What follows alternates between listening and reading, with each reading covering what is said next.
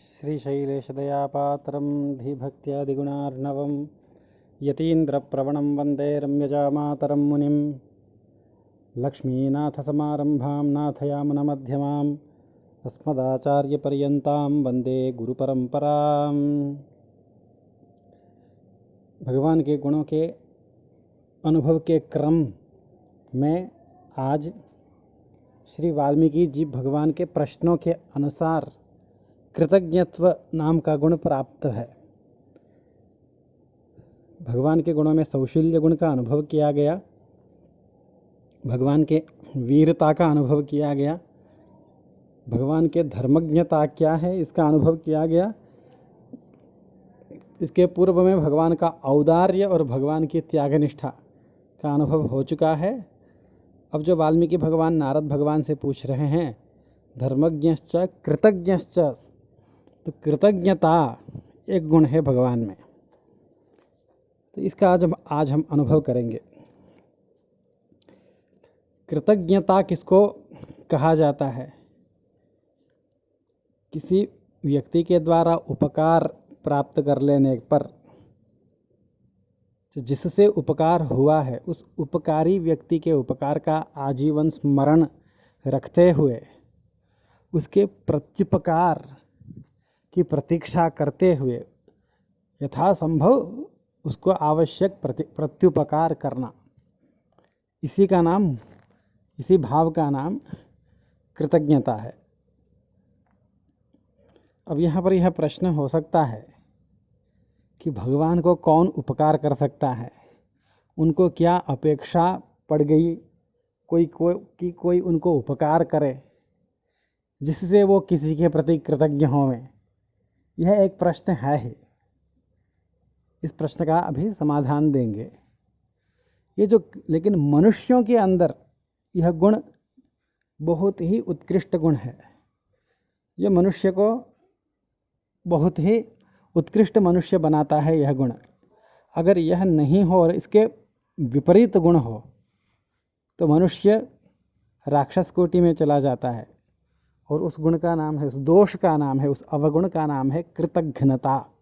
कृतज्ञता के ठीक प्रतिकोटि में विद्यमान दोष है, अवगुण है कृतघ्नता। कृतघ्नता बोला जाता है उसको। वह क्या है? किसी के द्वारा उपकृत होने पर उस उपकार को भूलकर उपकार करने वाले के ही ऊपर द्रोह करना, द्रोह की भावना रखना, यही कृतघ्नता है। जैसे हम देखते ही हैं, जिन माता पिता ने इतना उपकार किया है, यह संसार दिखाया है, उन्हीं को वृद्धाश्रम में भेज देना, अपने देश से द्रोह करना, अपने संस्कृति से द्रोह करना, जिसने हमारा उपकार किया है उन सब से द्रोह करना, तो यही द्रोह भावना को कृतघ्नता कहा जाता है। और कृतघ्न के लिए शास्त्रों में बहुत निंदा वचन है। पंचमहापातक से भी कृतघ्नता को निकृष्ट कहा गया है। कहा गया कि कृतघ्ने नास्ति निष्कृति ही, सारे पापों के प्रायश्चित संभव है। ये कृतघ्नता रूपी जो पाप है उसकी कोई निष्कृति, उसका कोई प्रायश्चित है ही नहीं। यहाँ तक कहा गया जो मांस खाने वाले पशु हैं वो पशु तक कृतघ्न के शरीर को खाते नहीं हैं, ये तक कहा गया है। तो कृतघ्नता, वेदांत देशिक स्वामी जी एक विचित्र ही बात करते हैं संकल्प सूर्योदय नाम के अपने एक नाटक में। वहाँ वो कह रहे हैं प्रथितं पातकी वर्गम कृतघ्न एक समस्तम अतिशेते तमिमं क्रियमाणघ्नः तमपि दुरात्मा करिष्यमाणघ्नः। ये जो कृतघ्न है वह दुनिया के जितने भी पापी हैं वो सारे के सारे पापियों के समूह को जीत लेता है अपने पाप से। कृतघ्नता इतनी बड़ी पापिता है, इतना बड़ा पाप है वो, तो उसको भी जीतने वाला एक दूसरा पापी है। वो कौन है? तो वो है करिष्यमाणघ्न। क्रियमाण घ्न, क्रियमाण घ्न माने जो उपकार कर ही रहा है, अभी उपकार लेते समय ही द्रोह करना। जैसे हम देख ही रहे हैं, डॉक्टर्स इतना उपकार कर रहे हैं, पुलिस इतना उपकार कर रही है, उपकार कर जो हम ले रहे हैं, हम ले चुके हो ऐसा नहीं है। कृतघ्न तो वो होता है जो उपकृत हो चुका है, उपकार का काम खत्म हो चुका है, उसके बाद द्रोह करने वाला कृतघ्न होता है। उपकार मिल ही रहा है, उसी समय द्रोह करने वालों का नाम करिष्यमाण घ्न है। वो कृतघ्न से भी बड़ा है, वो कृतघ्न से भी बड़ा पापी है। वो इससे भी बड़ा पापी कौन है? करिष्यमाण घ्नः, भविष्य में भी मेरा यह उपकार करेगा, ये जानते हुए भी उसका द्रोह करना। जैसे हम श्री भगवान से द्रोह करते हैं, हमें मालूम है कि भगवान हमें अनंत काल तक उपकार करते रहेंगे, हमें कर्ण कलेबर आदि इंद्रियां, शरीर, बुद्धि, वैभव, ज्ञान, सामर्थ्य देकर योग्य बनाते रहेंगे आगे भी। ये जानते हुए भी हम भगवत द्रोह करते ही हैं। अब भगवत द्रोह किस प्रकार से करते हैं, इसी का वर्णन चलेगा तो भगवत गुण का अनुभव नहीं हो पाएगा। लेकिन इस प्रकार कृतघ्नों की भी कोटि है, कृतघ्न, क्रियमाण घ्न और करिष्यमाण घ्न। और इसके उल्टा जो ठीक विपरीत गुण है, उस गुण का नाम ही कृतज्ञता है। और ये कृतज्ञता हर मनुष्य में होनी चाहिए। तो भगवान ने मनुष्यावतार लिया है, इसीलिए भगवान कृतज्ञ हो रहे हैं। यह एक समाधान है, क्योंकि भगवान को किसी के उपकार की अपेक्षा है नहीं। उपकार की अपेक्षा नहीं है, भगवान को कोई उपकार कर भी नहीं सकता है। ऐसी स्थिति में किसी के उपकार को लेके वो कृतज्ञ बने, यह संभव नहीं है। इसलिए यह कहा जाए, चूँकि भगवान ने मनुष्यावतार लिया है, इसलिए मनुष्यों के जो उत्कृष्ट गुणों में एक कृतज्ञता है, उस कृतज्ञता को भगवान ने अपना रखा है। ऐसा अगर मान लिया जाए तो एक समाधान ठीक है, लेकिन इतनी ही बात नहीं है। भगवान मनुष्य ना भी बने तो भी वो कृतज्ञ रहते हैं। किस प्रकार से कृतज्ञ रहते हैं वो, तो इसके समाधान ढूंढने के लिए हमें श्रीमद् भगवद गीता को देखना पड़ेगा। भगवद गीता में भगवान ने कहा, चतुर्विधा भजन्ते माम जना सुकृतिनोर्जुन, आर्तो जिज्ञासुरर्थार्थी ज्ञानी च भरतर्षभ। 4 प्रकार के मेरे भक्त हैं, उनमें एक आर्त है, एक जिज्ञासु है, एक अर्थार्थी है और एक ज्ञानी है। आर्त माने दुखी, दुख से विमुक्ति पाना चाहता है, वो आर्त है। अर्थार्थी माने ऐश्वर्य को, संसार के ऐश्वर्य को चाहता है, स्वर्ग के ऐश्वर्य को चाहता है, वो अर्थार्थी है, वो सुख चाहता है। दुख से विमुक्ति जो चाहता है वो आर्त है, सुख को, आनंद को जो चाह रहा है वह अर्थार्थी है। और जिज्ञासु माने आत्मस्वरूप की जो कामना रखता है, जो कैवल्य की कामना रखता है, वह जिज्ञासु है। और ज्ञानी, जिसको तत्वज्ञान हो चुका है, जो भगवान को ही सर्वस्व मान के बैठा हुआ है, वासुदेव सर्वम, यह ज्ञान जिसको हो चुका है वो ज्ञानी है। इस प्रकार भक्तों की कोटि को भगवान ने रखा है। इनमें जो ज्ञानी है, वो ज्ञानी का वर्णन करके तेषां ज्ञानी नित्ययुक्तः एकभक्तिर्विशिष्यते बोल के अगले श्लोक में बोलते हैं भगवान, उदारा सर्व एवैते ज्ञानी त्वात्मैव मे मतम। ये चारों के चारों भक्त अर्जुन बहुत उदार हैं, लेकिन इनमें जो ज्ञानी भक्त है वह साक्षात मेरा ही स्वरूप है, ऐसा मैं मानता हूँ उसको, मैं स्वयं अपना ही मान लेता हूँ उसको, ऐसा भगवान कह रहे हैं यहाँ पर। अब सारे के सारे भक्तों को भगवान उदार कह रहे हैं। उदार कौन होता है, तो उदारः वदान्यः, ये श्री रामानुज स्वामी जी का भाष्य है। उदार माने वदान्य, वदान्य माने जो दानी, जो बहुत देता है, दिल खोल के देने वाले को उदार बोला जाता है, वदान्य बोला जाता है।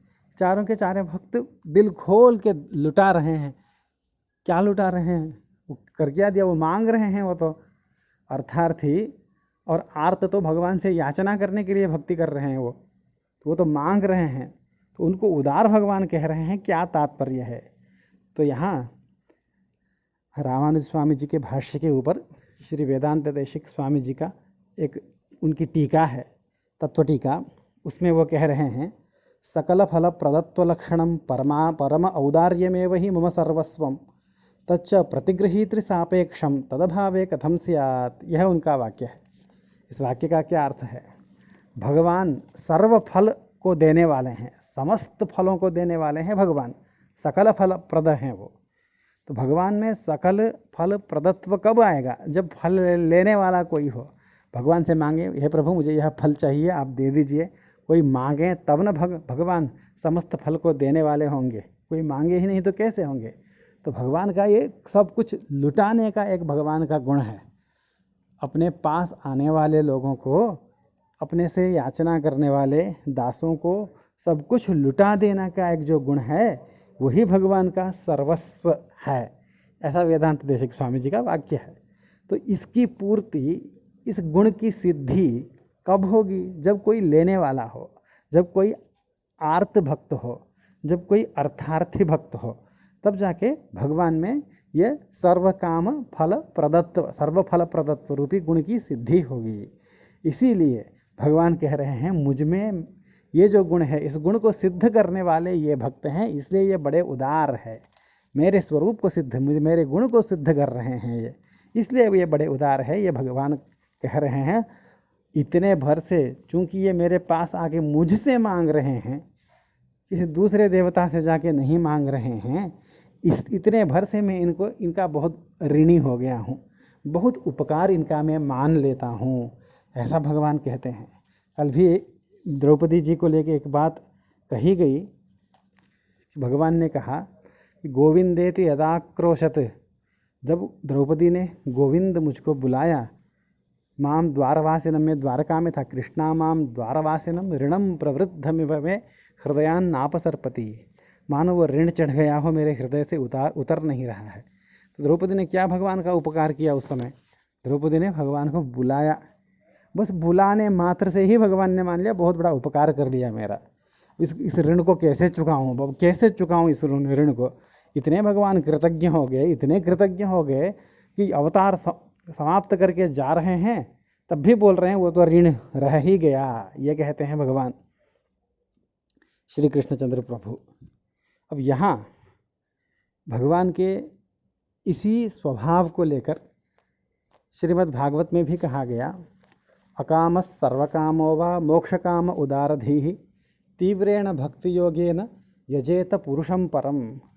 कोई मनुष्य कामना रहित हो, कोई सब कुछ पाने की चाहत रखता हो, अकाम सर्वकामो वा, अथवा कोई मोक्ष की कामना रखता हो, हर प्रकार के कामना रखने वाले, कामना नहीं रखने वाले, मोक्ष की कामना रखने वाले, सबको चाहिए कि तीव्र भक्ति योग से भगवान के नारायण की उपासना करे। उसमें एक शब्द दिया वहाँ पर सूत जी ने, अकाम सर्वकाम व मोक्ष काम उदारधीः। ये बहुत उदार मति वाला होता है। भक्त को उदार मति वो इसी हिसाब से कह रहे हैं, जो भगवान के वचन को आधार मानकर, भगवान के हृदय को देख के बोल रहे हैं वो भी, वो बड़े उदार है। उदारता क्या है? क्या कर दिया किसी ने भगवान के लिए?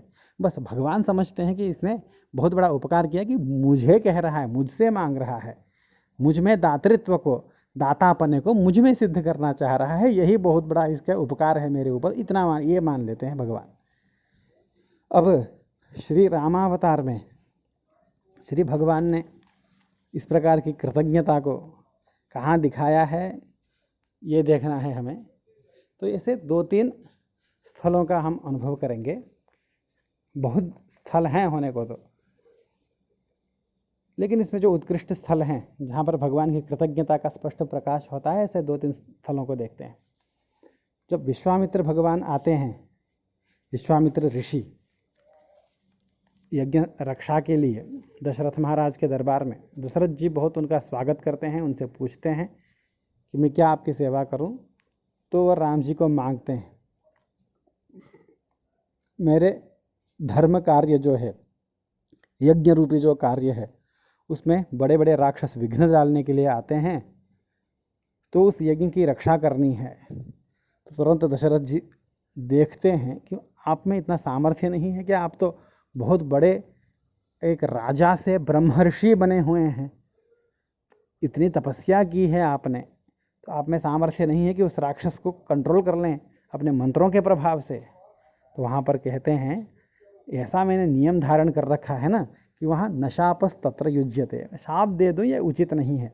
अपने क्रोध के ऊपर नियंत्रण रखने के जैसा मैंने नियम रखा है, इसलिए तुम आके रक्षा करो, तुम नहीं, मुझे तुम्हारा पुत्र चाहिए, ऐसा कहते हैं।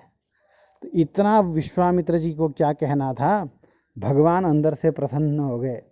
भगवान ने ये मान लिया कि विश्वामित्र जी ने बहुत बड़ी कृपा कर दी है अब, क्योंकि उन्होंने अपने सामर्थ्य को छोड़ा। मैं स्वयं इन राक्षसों को समाप्त कर दूं, सामर्थ्य होने पर भी अपने सामर्थ्य के ऊपर उन्होंने अपने सामर्थ्य से अपनी रक्षा नहीं की। महाराज दशरथ जिनके दसों दिशाओं में रथ चलता हो, वो समर्थ हैं राक्षसों को सबको परास्त करने में, तो महाराज दशरथ को भी मना कर दिया। और वो चाह रहे हैं कि छोटा सा 12 साल का राम आए, वो मेरी रक्षा करे। तो भगवान से जो रक्षा की अपेक्षा कर रहे हैं विश्वामित्र जी, इतने भर को बहुत बड़ा उपकार मान रहे हैं भगवान। उपकार मान करके उनकी धर्म रक्षा की, उनको धर्म नाम के, धर्म अर्थ काम मोक्ष में धर्म नाम के पुरुषार्थ को तो सीधे सिद्ध कर ही दिया भगवान ने। और इतना ही नहीं किया, भगवान ने उनसे शिष्यत्व का भी ग्रहण किया, उनको अपना गुरु बनाया। जिस प्रकार भगवान वशिष्ठ रामचंद्र के गुरु हैं, उसी प्रकार विश्वामित्र जी भी श्री रामचंद्र प्रभु के अनेक शस्त्र अस्त्रों के गुरु हैं, अनेक शस्त्र विद्या में वो भी गुरु हैं। बला अतिबला नाम के अनेक विद्याओं को दिया है विश्वामित्र जी ने। तो भगवान ने उनसे शिष्यत्व को ग्रहण किया। किस लिए, क्या हो गया, उनको शिष्य बनने की क्या आवश्यकता पड़ गई भगवान को? सब कुछ तो वशिष्ठ दे ही देते सारा ज्ञान, लेकिन भगवान को लगा कि इतना उपकार किया है, इतना उपकार किया है इस ऋषि ने कि मुझसे रक्षा की अपेक्षा कर ली, तो मैं क्या करूं, इनको क्या दूं? तो अपना आचार्य बना लूं, मैं इनको अपना गुरु बना लूं, अपने से भी बड़ा बना लूं। तो भगवान ने कृपा करके वहाँ पर कृतज्ञता प्रकट करते हुए उनको अपने आचार्य की उपाधि दे दी भगवान ने, उनके शिष्य बने। और उनकी जिस प्रकार सामान्य दास सेवा करता है, उस प्रकार अत्यंत विनम्रतापूर्वक उनकी सेवा करने लगे भगवान। विश्वामित्र जी के प्रसंग में ये बहुत प्रसिद्ध है, हम सब लोग जानते ही हैं। उनका अनुगमन किया। और त्रिजट नाम का एक ब्राह्मण, जब वो राज्य को छोड़कर वनगमन कर रहे हैं, तो रामचंद्र जी के पास और जानकी जी के पास जितने धन हैं, वो सारे धन को वो दान में दे रहे हैं। जंगल जाना है, 14 साल के बाद क्या होगा क्या नहीं होगा क्या पता, तो जितने भी अपने हाथ में जो धन है अभी, उन सबको दान में दे देते हैं। ये संकल्प करते हैं, देखिए भगवान वन जाते समय वन में कुछ लेके जाएं, ऐसा नहीं है, वन में कुछ भी सब दान में दे देते हैं। तो दान देने लगते हैं कि त्रिजट नाम के एक दरिद्र ब्राह्मण आते हैं, सब कुछ दान दे चुके होते हैं भगवान। वो जब आते हैं तो भगवान बहुत प्रसन्न होते हैं, सब कुछ दान में लुटा चुके हैं भगवान। अब ये ब्राह्मण आया है, लेकिन मुझसे आके मांग लिया इसने। इतना प्रसन्न होके उस ब्राह्मण से कहते हैं, आप कुछ भी चाहते हैं, आपको क्या चाहिए बताइए? बोलते हैं मुझे गाय चाहिए। आप, तो भगवान बोलते हैं आपको कितनी गाय चाहिए, आप इस डंडे को फेंकिए, ये आपका डंडा जितना दूर चाहता है जाता है, जहाँ तक पहुँचता है ये डंडा, उतने जगह तक मैं गायों से भर दूँ आपके लिए, ऐसा कहते हैं भगवान। तो भी डंडा मारता है, बहुत दूर तक जाता है, उतने गायों को भगवान दे देते हैं। सब कुछ देने के बाद भी भगवान के पास गायें थी, गायों का दान नहीं किया था अभी, तो गाय भी दे देते हैं और त्रिजट ब्राह्मण से बहुत प्रसन्न होते हैं। उसके बाद भगवान ने क्या कृपा किया, वाल्मीकि जी केवल सूचना भर करते हैं कि उसको कृतकृत्य कर दिया, तो क्या कृतार्थ कर दिया उस ब्राह्मण को ये हमें पता नहीं है, केवल सूचना भर है। क्योंकि एक सामान्य सी घटना, भगवान का वनगमन हो रहा है, उस समय इस त्रिजट ब्राह्मण की कथा को बोलना वाल्मीकि जी को बहुत आवश्यक नहीं था। इसलिए बोल रहे हैं कि उस समय भी जब भगवान दूसरे लीलाओं में व्यस्त है, कोई बीच में जाके भगवान से हाथ जोड़ करके कह दे कि प्रभु मुझे ये चाहिए, बस मांगना, भगवान को उपकृत करना, माने यही है कि भगवान के सामने जाके झोली फैलाना। इतने भर से प्रसन्न होकर त्रिजट को कृतकृत्य कर दिया भगवान ने। इस कथा का स्मरण करते हैं वाल्मीकि जी। उसके बाद जितना भगवान ने कृतज्ञता विभीषण जी के ऊपर और सुग्रीव जी के ऊपर दिखाया है वो बहुत विलक्षण है। विभीषण जी ने निवेदयत माम क्षिप्रम विभीषणमुपस्थितम, विभीषण सब कुछ त्याग करके आया हुआ है, इस बात को आप लोग जाके श्री रामचंद्र के चरणारविंद में निवेदन कर दीजिए। इतना विभीषण का कहना था वानरों से कि भगवान रामचंद्र जी के कर्णों में ये बात पहुंचती है तो भगवान तुरंत इतना कृतज्ञ हो जाते हैं, इतना कृतज्ञ हो जाते हैं, विभीषण को स्वीकार कर लेते हैं। स्वीकार कर लेने के बाद सुग्रीव कहते हैं कि आप अब इनसे पूछ लीजिए कि राक्षसों का क्या बलाबल है, हमें युद्ध करना है उनसे, उनका क्या बल है, उनका वीक पॉइंट क्या है, उनका स्ट्रांग क्या है, वो किस चीज़ में बलवान है, ये सब पूछ लीजिए। तो सुग्रीव के सलाह के अनुसार भगवान पूछते हैं। तो भगवान को कैसे पूछना चाहिए? रावण का बल और दुर्बलता क्या है बोलो, ये पूछना चाहिए भगवान को। अथवा लंका राज्य का बल या दुर्बलता क्या है, ये पूछना चाहिए। भगवान क्या पूछ रहे हैं? राक्षसानाम बलाबलम, बताओ राक्षसों का बल और दुर्बलता क्या क्या है, जबकि विभीषण स्वयं राक्षस ही हैं। ये पूछने का तात्पर्य क्या है? राक्षसों का बल और दुर्बलता क्या है, माने विभीषण भी तो राक्षस ही हैं, उनको लंका का बल और दुर्बलता क्या है ये पूछना चाहिए। अथवा रावण का बल और दुर्बलता क्या है पूछना चाहिए। राक्षसों के बल और दुर्बलता क्या है पूछने से उसी राक्षसों के गोष्ठी में ही तो आ जाएंगे विभीषण जी भी। तो भगवान के पूछने का तात्पर्य क्या है? तो यहाँ पर हमारे पूर्वाचार्यों ने समाधान दिया कि भगवान अब विभीषण जी को राक्षस कुल के नहीं मान रहे हैं, उनको भी इक्ष्वाकु कुल के ही मान रहे हैं भगवान। क्योंकि विभीषण जी मैंने सब कुछ छोड़ दिया है, पीछे समुद्र के उस पार सब कुछ त्याग दिया है, इस पार मैं अकेला आया हूँ, आपके शरण में आया हूँ। जब विभीषण जी ने इतना कहा, भगवान ने उस बात को मान लिया और विभीषण जी को एकदम इक्ष्वाकु कुल का एक व्यक्ति मान लिया।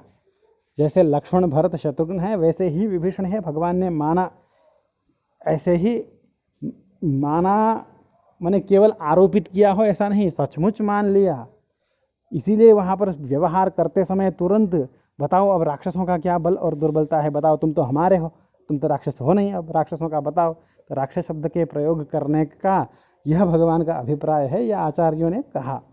इसीलिए बाद में भगवान जब विभीषण जी जाते हैं, अयोध्या से लौटते हैं राज्याभिषेक के बाद, और विभीषण जी कहते हैं मेरा मन नहीं लगेगा अब लंका में, तो भगवान उनको क्या देते हैं? केवल इक्ष्वाकु कुल के जो कुल देवता हैं, तो उसके ऊपर अधिकार केवल इक्ष्वाकुओं का ही क्या, इक्ष्वाकु जो इक्ष्वाकु कुल में आए हैं उन्हीं का अधिकार है उस कुल देवता के ऊपर। तो भगवान उन्हीं को दे सकते हैं जो इक्ष्वाकु कुल में उत्पन्न हुए हैं। तो रामचंद्र ने रंगनाथ भगवान को, अपने कुल देवता को विभीषण जी के हाथ में दे दिया। इसलिए नहीं दिया कि वो भक्त है, इसलिए नहीं दिया कि ये मेरे वियोग में पागल हो रहा है, इसलिए दिया कि जिस प्रकार मैं एक इक्ष्वाकु कुल का राजा हूँ, इसी प्रकार ये भी इक्ष्वाकु कुल का है। ये अब राक्षस नहीं रह गया है, ये मेरा हो गया है, अत्यंत मेरा भाई हो गया है, ये समझ के दे दिया भगवान ने। इस प्रकार की कृतज्ञता, हर गुणों में एक चरम काष्ठा तक पहुँच जाना, पराकाष्ठा को छू देना, रामचंद्र जी के चरित्र के अलावा ऐसा कहीं नहीं दिखता है, कहीं नहीं दिखता है। विभीषण को एकदम अपना भाई ही मान लिया, तब जाके अपने कुल देवता को भला कोई देता है? कोई देना ये भगवान का कृत्य उचित है क्या? अगर हम ऐसे ही सोच लें भगवान के लिए उचित है क्या कि रंगनाथ जी को ही दे दें, वो रामचंद्र जी ने सही किया है क्या? ये अपने वो उन्होंने कमाया तो है नहीं उस धन को, वो जो कुल धन है इक्ष्वाकु कुल धनम, जो रंगनाथ भगवान है उन्होंने कमाया नहीं राम जी ने, वो तो वंश परंपरा से आ रहे हैं, भगवान अयोध्या में विराजमान है, वो किसी दूसरे को दे दें यह उचित नहीं है। लेकिन रामचंद्र प्रभु के मन में विभीषण जी दूसरे हैं ही नहीं, वो भी इक्ष्वाकु कुल के एक राजा हैं, इसलिए भगवान ने प्रदान किया। और भगवान ने ऐसा माना क्यों? क्योंकि उन्होंने यही कहा आते समय, मैंने अपने कुल को, अपने नाम को, अपने भाई को, अपने धन को, अपने पत्नी, अपने पुत्र, सबको त्याग करके निहत था, अकेला आया हूँ आपके शरण में, बस इतना कहा, इतना कहना था। भगवान को लगा कि बड़ा उपकार किया, इसने इतना उपकार किया मेरे ऊपर, मैं इसको अपना नहीं मान सकता क्या? मैं इसको इक्ष्वाकु कुल का नहीं मान सकता क्या? इसके उपकार के आगे मैं क्या करूं? ये भगवान की भावना है। इसने जितना उपकार किया है मैं प्रत्युपकार क्या कर सकता हूं? इस भावना से भगवान ने विभीषण जी को अपनाया। तो विभीषण जी को भी अर्थ पूरा लंका का राज्य दे दिया, अपना जो सबसे बड़ा धन है वह धन दे दिया। तो धर्मरूप पुरुषार्थ विश्वामित्र जी को दिया, अर्थरूप पुरुषार्थ विभीषण जी को दिया, कामरूप पुरुषार्थ इच्छा की पूर्ति करा दी सुग्रीव जी को। भगवान सुग्रीव जी ने क्या किया? भगवान के उपकार। सुग्रीव जी ने कुछ किया हो तब ना उनको काम प्राप्त कराएंगे भगवान। सुग्रीव जी ने क्या उपकार किया जो कृतज्ञता मान रहे हैं सुग्रीव जी का? सुग्रीव जी ने तो भगवान के शरण में आए भी नहीं। वो तो हनुमान जी आए थे पंपा तीर में, सुग्रीव जी के आदेश से हनुमान जी ब्राह्मण वेश धारण करके आए थे, तो सुग्रीव के पास दोनों को ले गए थे। लेकिन हनुमान जी जो आए, हनुमान जी से जब बात हुई भगवान की, और हनुमान जी ने सीता जी का अन्वेषण किया, इतना बड़ा उपकार किया हनुमान जी ने। हनुमान जैसे परम भक्त को, रामायण महामाला रत्न को, रामायण रूपी जो महामाला है उस माला में भक्त रत्नों को देखें, उस रत्नों में जो बीच का रत्न होता है, जो लॉकेट, वो तो हनुमान जी ही हैं। तो ऐसे हनुमद रत्न को मेरे पास भेजने वाला सुग्रीव ही न है। भले ही सुग्रीव जी ने हनुमान जी को राम सेवा के लिए नहीं भेजा है, अपनी रक्षा के लिए भेजा है, जासूसी करने के लिए भेजा है। हे हनुमान, आप जाइए और समझ के आइए कि ये हैं कौन, वाली के द्वारा प्रेषित हैं कि नहीं, हमारे लिए इनसे खतरा है कि नहीं, ये जानने के लिए सुग्रीव ने भेजा है। फिर भी भगवान ये सोच रहे हैं कि हनुमान जैसे परम भागवत को मुझसे मेरे पास भेजने वाला सुग्रीव ही न है। तो ये मान करके, सुग्रीव के उपकार को मान करके, सुग्रीव के ऊपर इतनी प्रसन्नता है, भगवान को इतनी प्रसन्नता है, सुग्रीव ने जो जो चाहा जीवन में, जो जो चाहा वो सब सुग्रीव को दे दिया। किष्किंधा का राज्य चाहा तो वो भी दे दिया। सुग्रीव के मन में यह था कि वाली इतना परम वीर है, उसने कितने वीरों को अपने युद्ध में परास्त किया है, तो मैं भी वीरों को युद्ध में परास्त करूं। सुग्रीव जी के मन में यह था। तो लंका में युद्ध में अनेक राक्षस वीरों का वध किया ही सुग्रीव जी ने। तो युद्ध में विजय रूपी उनकी कामना को पूरा किया। उनकी पत्नी रुमा उनको मिल गई। तो जो जो सुग्रीव जी ने चाहा था, किष्किंधा का राज्य मिल गया उनको। तो जो जो चाहा था, वाली को परास्त करा दिया, उनकी इच्छा की पूर्ति, उनकी कामनाओं की पूर्ति की। तो धर्म अर्थ काम, काम नामक पुरुषार्थ को प्रदान किया सुग्रीव जी को भगवान ने, सुग्रीव महाराज को। तो उनका उपकार यही था रामचंद्र जी के प्रति कि उन्होंने अपने लिए हनुमान जी को उनके पास भेजा था। भगवान का यही गुण जो हमारे चित्त को विद्ध कर देता है। वृंदा की कथा बहुत प्रसिद्ध है, जो तुलसी बनी बाद में। जालंधर नाम के एक राक्षस असुर की वो पत्नी थी, और वो बहुत भगवान की भक्त थी, भगवान की सेवा अर्चना हर दिन करती थी।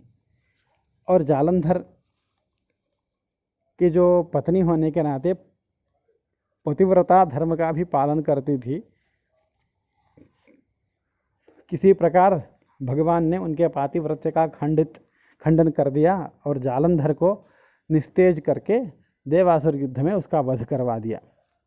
जब ये वृंदा जानती हैं तो भगवान को शाप दे देती हैं कि तू पत्थर बन जा, मैंने तेरे इतने दिन तक आराधना किया, तूने मेरा क्या किया, मेरे पति को ही मुझसे छीन लिया, ऐसा बोल के भगवान को शाप देती है और स्वयं अपने पति के साथ चिता में आरूढ़ होकर जल जाती है वृंदा।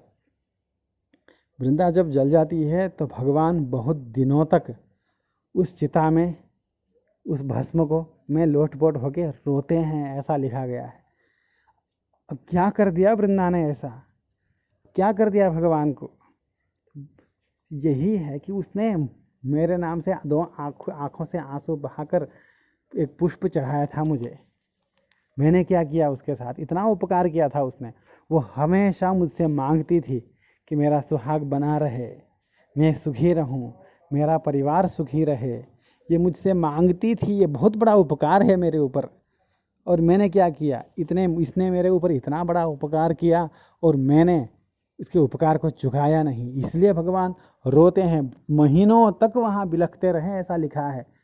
क्यों? क्योंकि कृतज्ञता की पूर्ति, कृतज्ञता स्वरूप प्रत्युपकार कर नहीं पाए भगवान। इसीलिए वृंदा को तुलसी के रूप में आविर्भूत कर दिया भगवान ने, स्वयं शालग्राम के रूप में आए।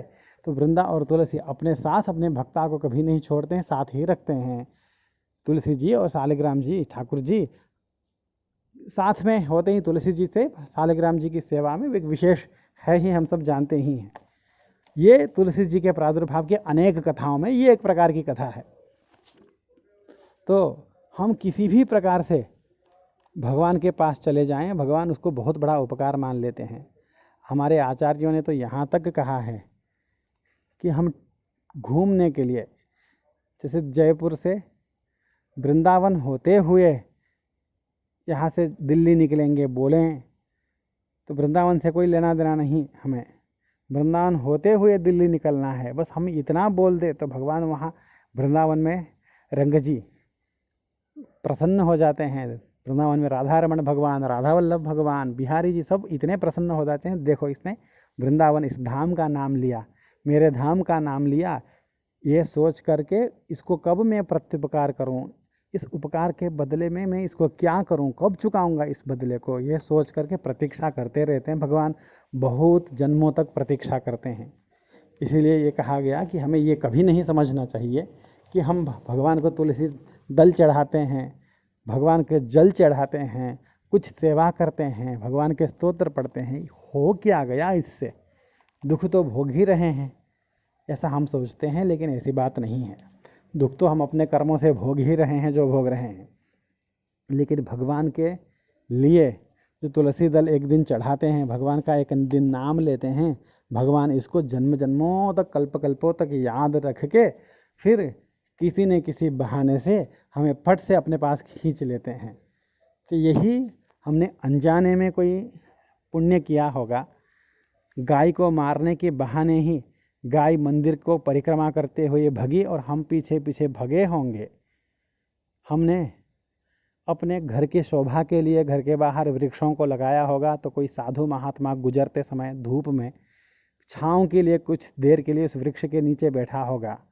इतने भर से भगवान सोच लेते हैं कि इसने मेरे भक्त के लिए उपकार किया, छाँव लगा दिया, छाँव वाला पेड़ लगा दिया कि मेरा भक्त यहाँ पर विश्राम कर रहा है, तो इसके मुझे कल्याण करनी है, भगवान संकल्प कर लेते हैं। बस ये जो हमारे द्वारा अनजाने में किए गए पुण्य है, उनके फलस्वरूप भगवान ने हमें ये जन्म दिया है। भगवान ने हमें इस देश में आलवारों के समय में, आलवारों की सूक्तियाँ, आचार्यों के जो दिखाए हुए मार्ग का ज्ञान अभी तक विद्यमान है, इस समय में हम लोगों को भगवान ने इस तरह से, इस प्रकार का जन्म प्रदान किया है, केवल इसीलिए कि हमने अज्ञात पुण्य कुछ कर दिया होगा, तो उसी के कृतज्ञता को, उसी के प्रत्युपकार को चुकाने के लिए भगवान हम सब के ऊपर कृपा कर रहे हैं। ऐसा निर्वाह आचार्यों का है। इसी प्रकार श्री भगवान ने धर्म प्रदान किया, अर्थ प्रदान किया, काम प्रदान किया और मोक्ष भी प्रदान किया। जब शास्त्र कह रहा है बिना ज्ञान के मोक्ष की प्राप्ति नहीं होती है, बिना भक्ति के, भक्ति रूप जब ज्ञान पक नहीं जाता है, वो सिद्ध नहीं हो जाए वो उपासना, तब तक मोक्ष की प्राप्ति नहीं होती है। नायम पंथा विद्यते अयनाय, एकदम निषेध कर दिया है शास्त्र ने, वेदों ने। दूसरा कोई उपाय है ही नहीं मोक्ष का, ये बोल दिया गया। जब शास्त्रों के एक तरफ इस प्रकार कहना है, लेकिन भगवान मोक्ष दे रहे हैं। किनको? जटायु को, क्योंकि उन्होंने जो उपकार किया है वो असाधारण उपकार है। उन्होंने अपने जानकी जी की रक्षा के लिए अपने प्राण को त्याग दिया। लेकिन शास्त्र मर्यादा के अनुसार प्राणों को त्याग देना मोक्ष का कारण नहीं बन सकता। प्राणों को त्यागने पर भगवान और कुछ दे सकते थे, लेकिन भगवान ने जटायु जी को मोक्ष प्रदान किया।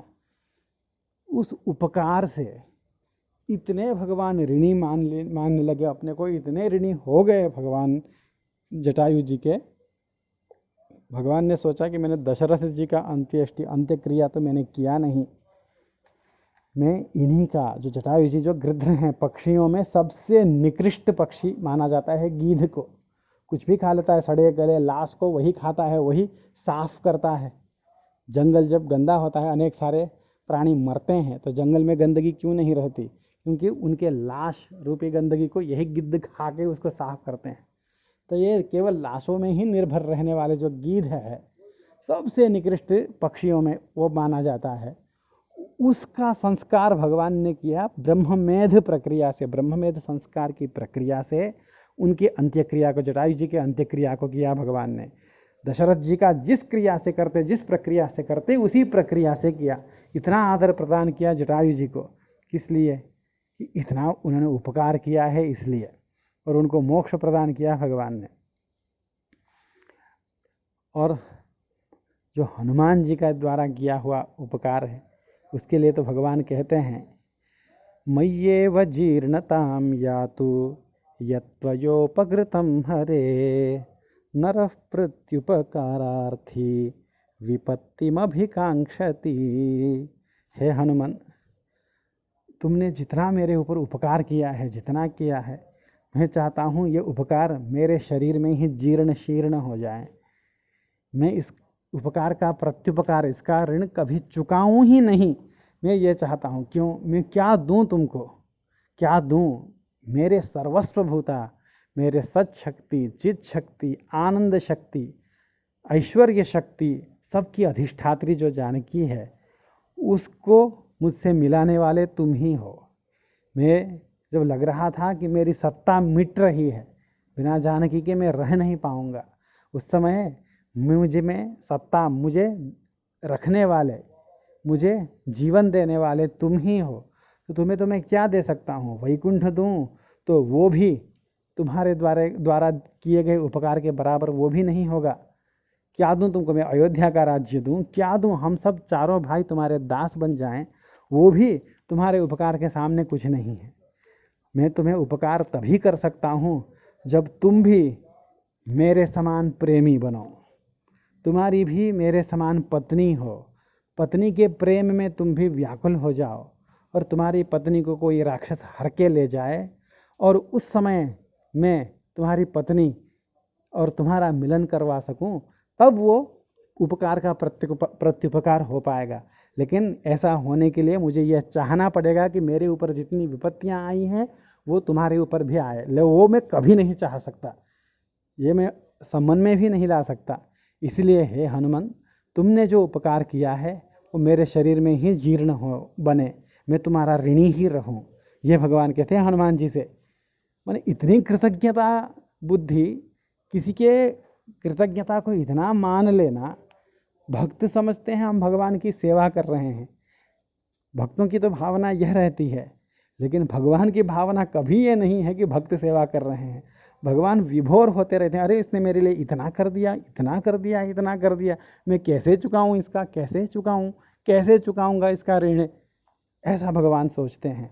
ये भगवान के रामचंद्र जी के चरित्र में विश्वामित्र जी के साथ, विभीषण और त्रिजट के साथ, सुग्रीव जी के साथ, जटायु जी के साथ और हनुमान जी के साथ में जो भगवान का व्यवहार है, इसमें स्पष्ट होता है कि भक्तों के द्वारा की जा रही सेवा को, सेवा भी नहीं केवल याचना को, भगवान एक बहुत बड़े उपकार के रूप में लेते हैं। इसी चीज़ को लेकर भगवान के गुणों को जो वर्णन किया गया, तो अयोध्यावासी महाराज दशरथ से कहते हैं, राम जी का ऐसा गुण है, हे महाराज दशरथ, राम जी का ऐसा गुण है, हम क्या बताएं आपको। कल भी बताया गया कि वो बोले थे, वो उन्होंने भगवान के अनेक गुणों के कीर्तन करते समय, व्यसनेषु मनुष्याणाम भृशम भवति दुःखितः, दूसरों के दुख को देखकर बहुत दुखी होता है आपका पुत्र, ये बोला उन्होंने। तो इसी क्रम में वहीं पर अयोध्या कांड के प्रथम सर्ग में ही है, तो वहाँ पर वो क्या कहते हैं कि अपकार कुछ भी करो कभी स्मरण में नहीं रखता है, कभी बुद्धि में नहीं रखता है, सब भूल जाता है आपका पुत्र, लेकिन उपकार थोड़ा सा भी कर दो तो उसे कभी नहीं भूलता है। कथंचिदुपकारेण कृतेनैकेन तुष्यति न स्मरत्यपकाराणाम शतमप्यात्मवत्तया। कथनचित हो जाए, मतलब उपकार करने की भावना से कोई उपकार नहीं कर रहा हो, कि अपने स्वार्थ के लिए काम कर रहा हो और वो उपकार बन जाए। किसी दूसरे के घर से किसी दूसरे के सामान को ले जा रहा हो कोई, और बीच में रामचंद्र जी आ गए, तो दूसरे के घर के सामान, दूसरे के घर के घी, दूसरे के घर के फल, उस फल में से एक निकाल के रामचंद्र जी को दे दिया, तो इतने भर से रामचंद्र जी बहुत प्रसन्न हो जाते हैं।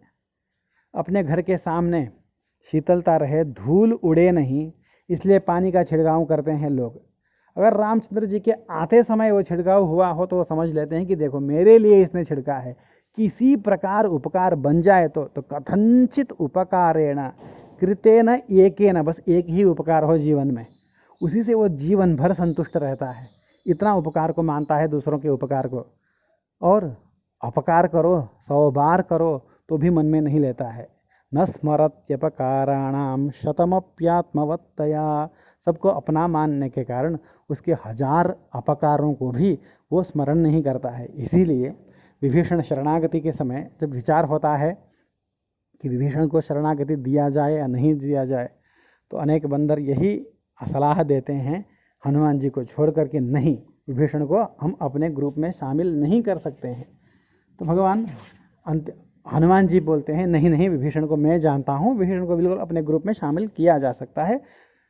तो भगवान रामचंद्र क्या बोलते हैं, नहीं, कोई भी हो मेरे पास में आया है, सकृदेव प्रपन्नाय तवास्मीत च याचते, तो तवास्मी बोल दे कोई, बस यही ना मैं चाहता हूँ, मैं तेरा हूँ इतना भर बोल दे, मैं उसके रक्षा का प्रण, इसका व्रत मैं लेता हूँ, उसका रक्षा करना मेरा धर्म है, इसलिए विभीषण को ले आओ।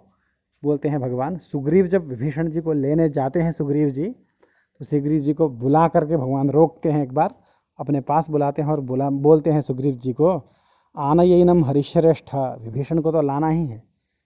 यदि वह रावण स्वयं, रावण भी अगर आया हो तो भी अब विचार मत करना कि उसको शरणागति देनी है कि नहीं देनी, उसको शरणागति दे दिया गया है, मान ली दत्तमस्या भयम मया, यानी अभय दे दिया है ऐसा मान लीजिए। रावण हो तो उसको भी ले आइए। तो भगवान का तात्पर्य क्या है, क्या भगवान चाह रहे हैं? शरणम बोल के कोई आ गया तो उसके द्वारा मैं इतना उपकृत हो जाता हूँ, इतना उपकृत हो जाता हूँ कि उसको मैं सब कुछ दे सकता हूँ। तो उसने इतना अपकार किया है, इतना पाप किया है, तुरंत भूल जाते हैं भगवान। न स्मरति, स्मरण नहीं करते हैं। अपकाराणाम शतम, 1000 अपकार, 100 अपकार किया हो तो उसका भी स्मरण नहीं करते हैं। तो भगवान के कृतज्ञता नाम के उस गुण का आज हमने यथासंभव अनुभव किया। आप सब लोगों को जो हर दिन ये भगवान के गुणों का श्रवण कर रहे हैं और भगवान के गुणों का चिंतन करने का जो मौका दे रहे हैं, बहुत बहुत भगवान की कृपा से उत्तरोत्तर मंगल हो। भगवान के चरणों में रति, भगवान के चरणों में प्रेम सबका बने रहे, आचार्य निष्ठा हो सब लोगों में। और रामानंद स्वामी जी के इस उत्सव, जयंती उत्सव के अवसर पर हम सब लोग श्री आचार्य के मुखोल्लास हेतु किंचित कार्य जितना हो सकता है अपने से उतना करें, ऐसा कहते हुए आज के लिए इतना ही रखते हैं। जय श्रीमन नारायण।